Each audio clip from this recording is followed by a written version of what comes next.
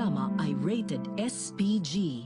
Ito ay nangangailangan ng striktong patnubay at gabay ng magulang dahil sa mga sensitibong tema at eksena na hindi angkop sa mga bata. Hindi pa rin nga mapalagay si Rigor dahil sa biglaang pagtawag ng pangalang Tanggol ng kanilang nakaengkwentro kamakailan. Dahil malakas ang kutob niyan si Tanggol nga ito, marahil umano na tumakas ito o sadyang nakakalabas-masok lang ng bilibid at inutusang maging hitman. Lalo pat wala pa ring nangyayari sa investigasyon ni Colonel Suarez, kaya naman dito hindi siya mapakali at naisip niyang siya na mismo ang pumunta ng koreksyonal upang alamin kung ano ang totoo. Sa kanyang pag-uwi nga ay bubungad sa kanya si Tinding dahil sa paratang na nakita nga sila ni Lena na magkahawak kamay kung kaya't mariin niya itong itinanggi at binaling sa iba ang usapan. Giniit niyang nag-uusap lamang sila ni Lena matapos nilang marinig ang pangalang Tanggol sa kanilang nakaengkwentro na siya ngang nagpabago ng mood ni Tinding at mababaka sa mukha niya ang pag-aalala sa kanyang apo. Mukhang mapapaaga nga ang pagdalaw ni Tinding sa koreksyonal dahil sa kanyang mga narinig kay Rigor. Lingid sa alam niya na may balak din nga si Rigor na puntahan si Tanggol. Kaya naman habang masayang nagsasalo sa init ng kanilang katawan sina Bubbles at Tanggol ay tila nanganganib nang malaman ni Rigor ang totoo.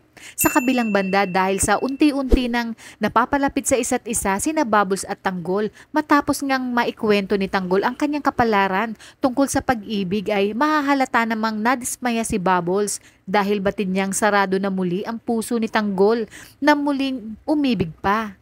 Kaya naman pumasok na lamang siya sa loob at natulog. Sinabi niya kay Tanggol na isa lang ang kanilang kama at tumabi na lang ito dahil tiwala naman siyang walang gagawing masama ang ating bida sa kanya. At sa pumasok na nga si Tanggol at tumabi kay Bubbles at sa pagputok ng araw ay nakita ni Tanggol na nakayakap sa kanya si Bubbles. Dito biglang nag-init si Tanggol lalo pat kagigising niya lang. Unti-unti niyang hahalikan si Bubbles at hindi naman pumalag si Bubbles.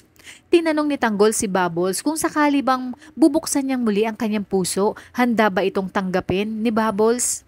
Kung kailan naman nagkakamabutihan na ang dalawa ay saka naman nagsisisi si Mokang dahil sa nalaman niya na ang tunay na kulay ni Ramon matapos ang nangyaring gulo sa mansyon kung kaya't napilitang bumalik sa Quiapo ang mag-asawang Marsing at Nita.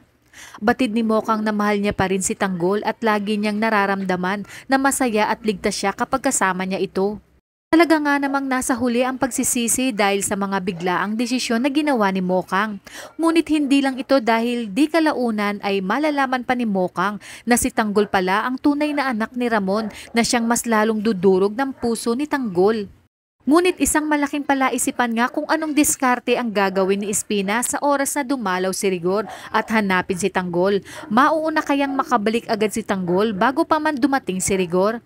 Kaya kung bago ka pa lang sa aking channel ay mag-subscribe ka na at i-click mo na rin ang bell icon para updated ka sa pinakahuling kaganapan sa paborito mong teleserye, ang FPJ's Batang Quiapo. Hanggang sa muli, salamat!